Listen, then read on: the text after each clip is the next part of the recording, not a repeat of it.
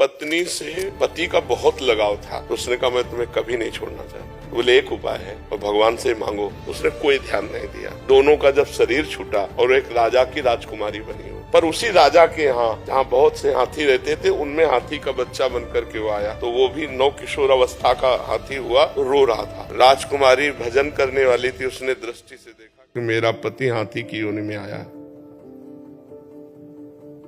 उन्होंने कहा पिताजी 2 मिनट की लेकर हमें समय मिल जाए और मैं इस हाथी की औषधि कर सकती हूँ छूने मात्र से। तो उन्होंने कहा ये तो बहुत अच्छी बात है।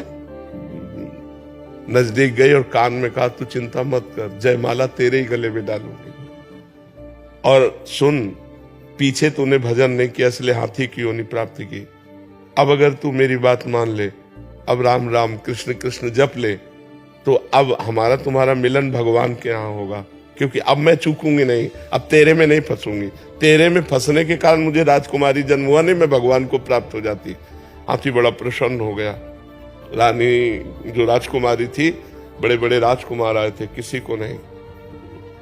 तब सबने मजाक बना दिया कि राजकुमारी पागल हो गई। तब उसने कहा पागल नहीं हुई, और अपने पूर्व जन्म की बात बताकर कहा मैं इसी हाथी के साथ रहूंगी।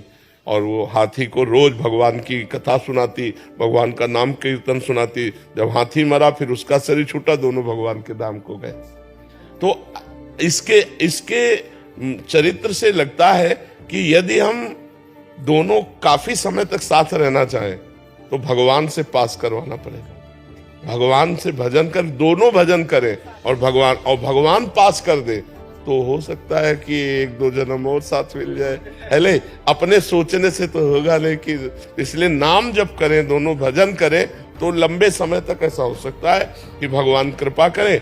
इस बार पति पत्नी रहा, अगली बार वो पत्नी बने, तुम पति बन जाए।